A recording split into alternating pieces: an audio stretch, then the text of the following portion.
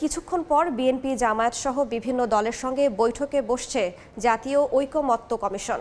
এ মুহূর্তে রাজধানীর বেইলি রোডে ফরেন সার্ভিস একাডেমির সামনে আছেন সহকর্মী তাজওয়ার মাহমিদ। সরাসরি যাচ্ছি তার কাছে।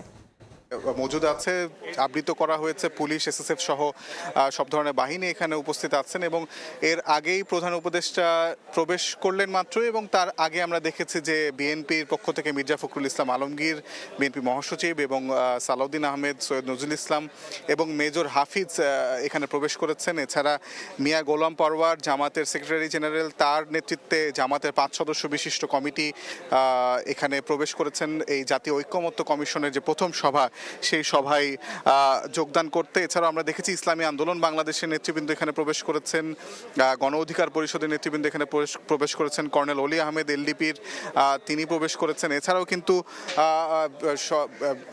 দেশের যত ক্রিয়াশীল রাজনৈতিক দলগুলো আছে তাদের প্রতিনিধিরা ইতোমধ্যেই কিন্তু রাজধানী ফরেন সার্ভিস একাডেমিতে প্রবেশ করেছেন। এবং আপনাদের জানিয়ে রাখি যে আজকে ঠিক 3টায় শুরু হওয়ার কথা ছিল, অর্থাৎ এখন এই বৈঠকটি প্রধান উপদেষ্টার ফরেন সার্ভিস একাডেমিতে প্রবেশ করার পরপরই কিন্তু জাতীয় ঐকমত্য কমিশনের প্রথম যে সভা, সেই সভাটি অনুষ্ঠিত হবে।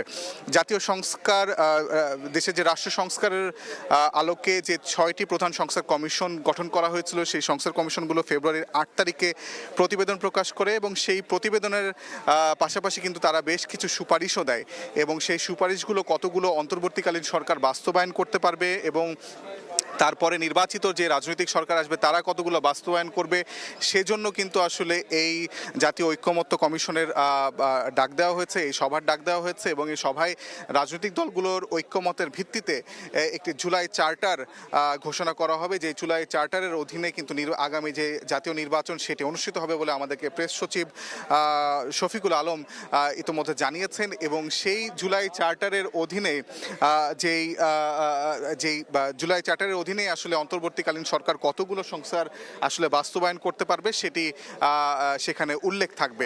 এছাড়াও আপনারা জানেন যে গণঅভ্যুত্থানের পরপর যে অন্তর্বর্তীকালীন সরকার প্রতিষ্ঠিত হয়েছিল তারা কিন্তু আসলে মূলত রাষ্ট্র সংস্কারের একটি অঙ্গীকার নিয়েই দায়িত্ব গ্রহণ করে। এছাড়া কিন্তু ছাত্র জনতার পক্ষ থেকে রাষ্ট্রের যেই গণতান্ত্রিক ধারায় উত্তরণের জন্য একটি সংস্কারের দাবি কিন্তু শুরু থেকে ছিল।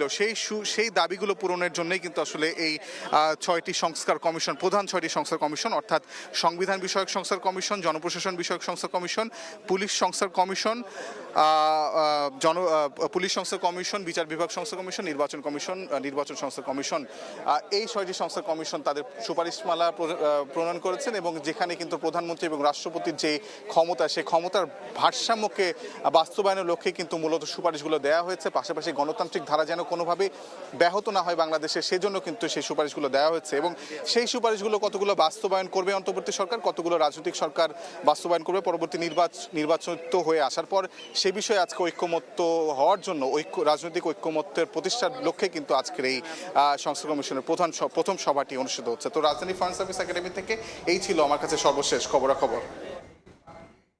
ফরেন সার্ভিস একাডেমি থেকে যুক্ত হয়েছিলেন সহকর্মী তাজওয়ার মাহমিদ।